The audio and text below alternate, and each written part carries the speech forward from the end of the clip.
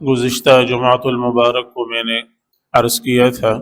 روزانہ کی بنیاد پر سر انجام دیے جانے والے بعض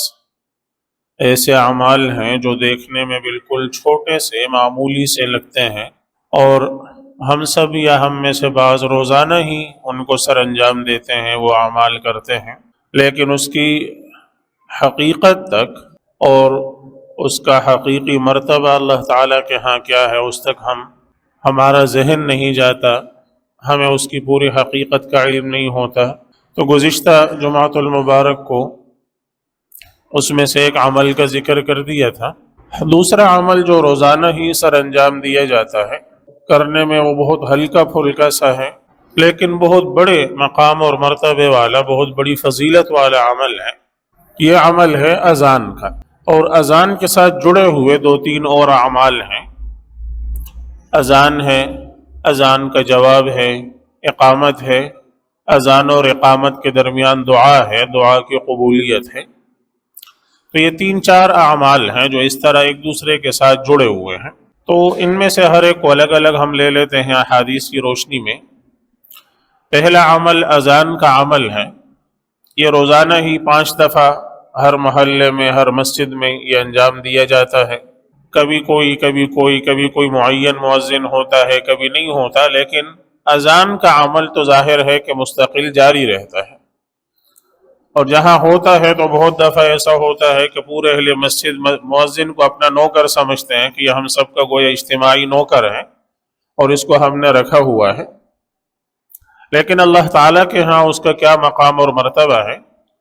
ذرا رسول اللہ صلی اللہ علیہ وسلم کی احادیث کی روشنی میں اس کا جائزہ لیتے ہیں۔ صحیح بخاری اور مسلم کی روایت ہے، حضرت ابو ہریرہ رضی اللہ تعالیٰ عنہ فرماتے ہیں کہ رسول اللہ صلی اللہ علیہ وسلم نے فرمایا لو یعلم الناس ما فی النداء والصف المقدم ثم لم يجدوا الا ان يستهموا علیہ لاستهموا علیہ، اگر لوگوں کو یہ معلوم ہو جائے کہ اذان دینے میں کتنا اجر ہے اور پہلی صف میں نماز پڑھنے میں کتنا اجر ہے،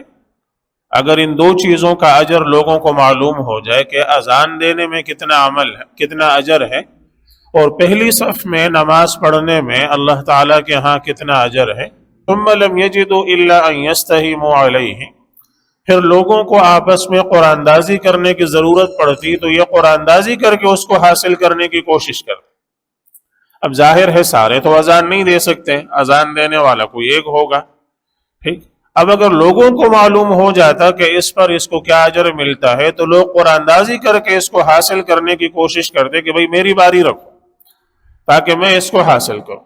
اسی طرح پہلی صف میں نماز پڑھنا ظاہر ہے سب تو نہیں ہو سکتے، کچھ لوگ ہی پڑھیں گے، اور مسجد کی وسعت کے اعتبار سے وہ یا 50 ہوں گے یا 100 ہوں گے یا 150 ہوں گے،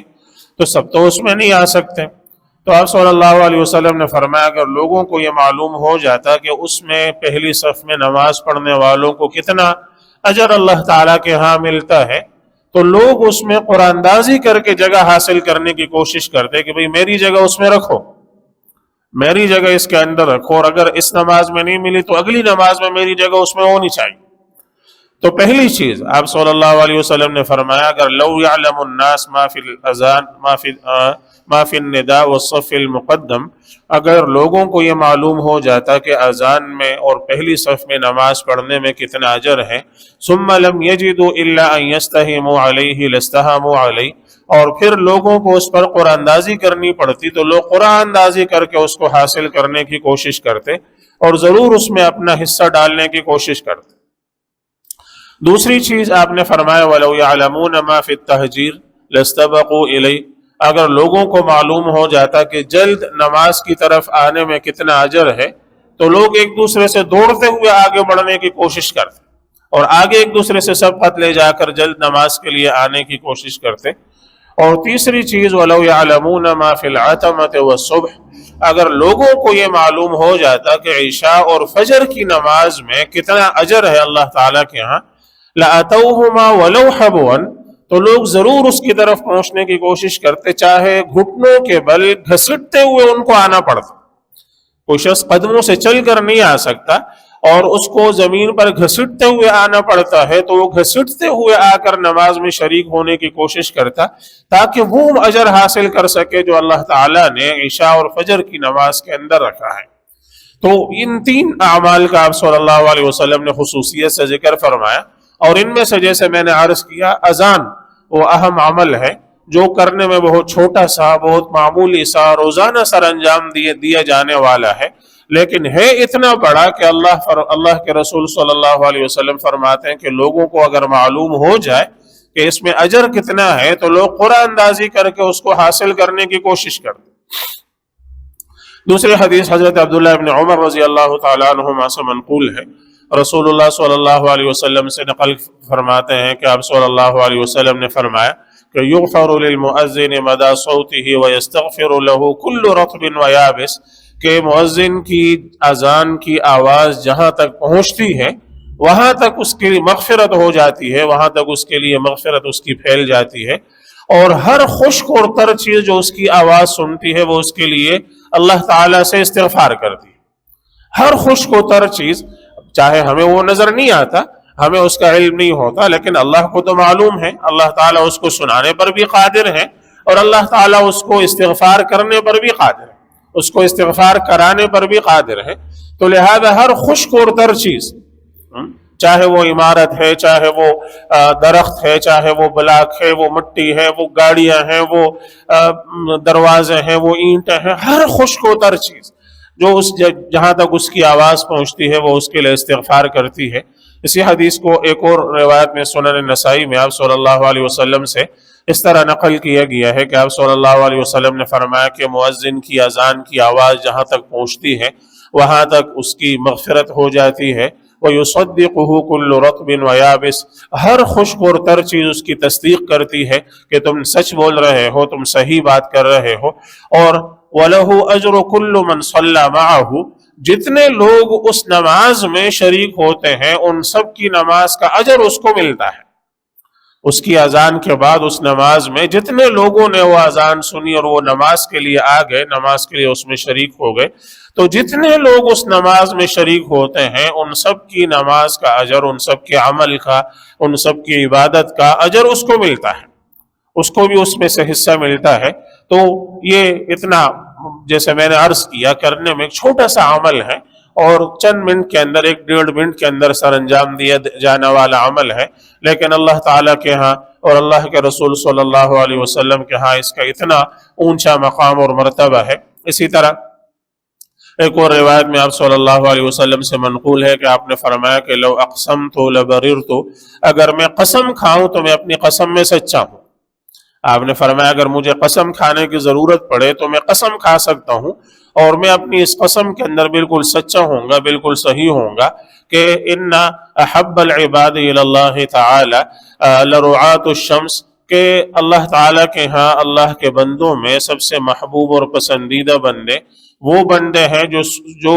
سورج چاند کی حرکت پر نظر رکھتے ہیں۔ سورج چاند کی حرکت پر نظر کس لیے رکھتے ہیں؟ یعنی ابھی تو آپ کے پاس گھڑیاں ہیں، آپ گھڑی دیکھتے ہیں، بھائی ٹائم ہو گیا ہے یہ نماز کا، اذان کا، فجر کا، عشاء کا، تو پہلے تو یہ نہیں ہوتی تھی، تو مؤذن کو دیکھنا پڑتا تھا کہ بھئی ابھی سورج طلوع ہونے کا وقت ہو رہا ہے، فجر طلوع ہو رہا ہے، لہٰذا فجر کی اذان کا وقت،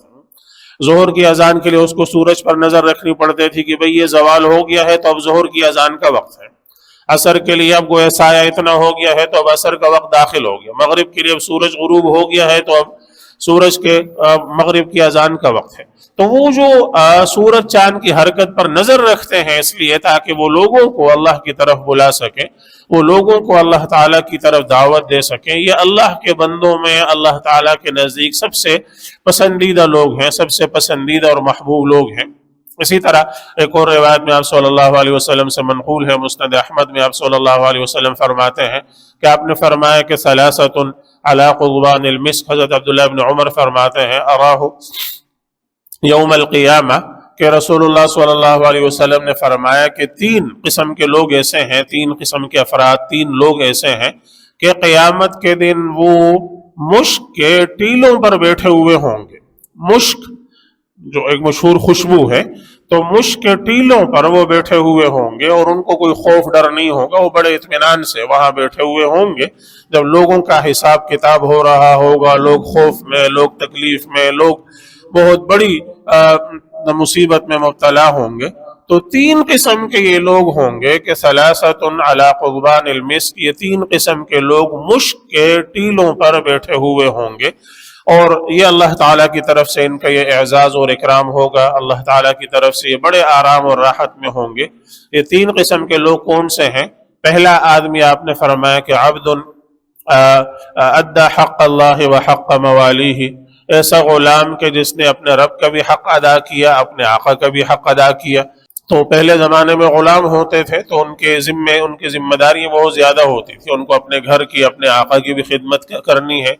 رب کی طرف سے بھی ان پر ظاہر ہے کہ عبادات اور ان کے ذمہ داریاں لازم ہیں۔ تو ایسا غلام کہ جس نے دنیا میں اپنے آقا کا بھی حق ادا کر دیا، اپنے رب کا بھی حق ادا کر دیا، اور دونوں حقوق اس نے ادا کر دیے، یہ اللہ تعالیٰ کے ہاں دنیا میں تو بیچارہ غلام رہا، دنیا میں تو شاید بہت نیچے مرتبے، بہت ادنا معمولی لوگوں میں شمار ہوتا تھا، اس کا کوئی مقام اور مرتبہ نہیں ہوتا تھا، لیکن اللہ کے ہاں قیامت کے دن اس کا یہ مقام اور مرتبہ ہوگا کہ جب سب کے سب لوگ وہ اپنے اعمال کی جواب دہی میں اور اس کی گرفت میں مبتلا ہے، یہ مشک کے ٹیلے پر بیٹھا ہوا بڑے آرام سے،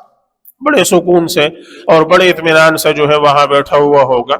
دوسرا آدمی آپ صلی اللہ علیہ وسلم نے فرمایا وَرَجُلٌ أَمَّ قَوْمًا وَهُمْ بِهِ رَاغُونَ، ایسا آدمی کہ جس نے لوگوں کی امامت کی اور لوگ اس سے راضی تھے، خوش تھے۔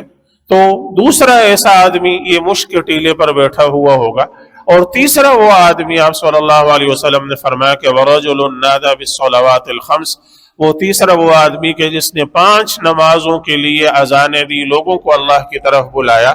یہ تیسرا وہ شخص ہوگا کہ جو مشک کے ٹیلے پر بیٹھا ہوا بڑے آرام اور راحت سے، بڑے اطمینان اور سکون سے ہوگا، جب تمام کے تمام لوگ وہ اپنے اس مصیبت میں گھرے ہوئے ہوں گے تو اس کو اللہ تعالیٰ اس مصیبت سے بالکل آزاد فرما دیں گے، اور اس کو وہ بڑا خوف اور وہ بڑی مصیبت اس کو لاحق نہیں ہوگی۔ یہ جیسے میں نے عرض کیا کہ کرنے میں، ادا کرنے میں ایک بہت چھوٹا سا عمل ہے اور بہت معمولی سا عمل شمار ہوتا ہے، اور ہمارے ہاں تو شاید اس کی کوئی ویلیو اس لیے بھی نہیں ہے کہ مؤذن کو، جیسے میں نے عرض کیا، سب سمجھتے ہیں کہ ہمارا نوکر ہے اور یہ ہمارا ملازم ہے اور گویا ہمارے چندے سے اس کو تنخواہ جاتی ہے، لہذا ہم سبھی کا اجتماعی نوکر ہے، تو اس کا کوئی مقام اور مرتبہ نہیں ہوتا۔ لیکن اللہ کے ہاں اس کا مقام اور مرتبہ بشرط ہے کہ اس کا عمل اللہ ہی کے لیے ہو، اس میں کوئی اور غرض شامل نہ ہو، تو اس کا عمل اللہ کے لیے تو اللہ تعالیٰ کے ہاں اس کا یہ مقام اور مرتبہ ہے۔ اسی طرح آپ صلی اللہ علیہ وسلم نے فرمایا ان اطول الناس عناقا یوم القیامت المؤذنون، قیامت کے دن جن لوگوں کی گردنیں سب سے لمبی ہوں گی، لمبی گردن کا مطلب ہے کہ لوگوں میں سب سے نمایاں نظر آنے والے، مثال کے طور پر میں یہاں بیٹھا ہوں تو میں آپ کو سب کو نمایاں نظر آ رہا ہوں، اور نیچے بیٹھے ہوئے ہیں مثال کے طور پر ان میں سے مجھ سے زیادہ اچھے، افضل، بڑے اونچے درجے مقام اور مرتبے والے، لیکن چونکہ وہ نیچے بیٹھے ہوئے ہیں تو برابر سرابر نظر آ رہے ہیں۔ تو جو آدمی اونچا ہوگا وہ سب سے نمایاں نظر آ رہا ہوگا۔ تو قیامت کے دن جو لوگ ایسے سب سے نمایاں نظر آنے والے ہوں گے، اونچے نظر آنے والے ہوں گے، آپ نے فرمایا وہ المؤذنون، مؤذنین ہوں گے، اللہ کی طرف بلانے والے، اللہ کے لیے اذان دینے والے، اللہ کی طرف بلانے والے، سب سے اونچے مقام اور مرتبے والے ہوں گے۔ تو اسی طرح آپ صلی اللہ علیہ وسلم فرماتے ہیں ایک حدیث میں، آپ نے فرمایا کہ من اذن للہ تعالی 7 سنین کتب اللہ له براءۃ من النار، جو آدمی 7 سال تک صرف اللہ کے لیے اذان دے دے تو اللہ تعالیٰ اس کے لیے جہنم سے آزادی کا پروانہ لکھ دیتے ہیں، لکھ کر دے دیتے ہیں، یہ جہنم سے آزاد ہے، جہنم سے آزادی کا پروانہ اس کے لیے لکھ دیا جاتا ہے۔ تو یہ چھوٹا سا عمل روزانہ سر انجام دیا جاتا ہے، لیکن تھوڑا سا ہم اس کو اہمیت اور تھوڑی سی اس کی وہ فضیلت اگر ہمیں معلوم ہو جائے، تو جیسا رسول اللہ صلی اللہ علیہ وسلم نے فرمایا کہ لوگوں کو اگر اس پر قرآن اندازی کرنی پڑے تو لوگ قرآن اندازی کر کے بھی اس کو حاصل کرنے کی کوشش کریں گے، تو اللہ تعالیٰ اس کے شان کے مطابق اور اس کی اہمیت کے مطابق اللہ تعالیٰ ہمیں اس کو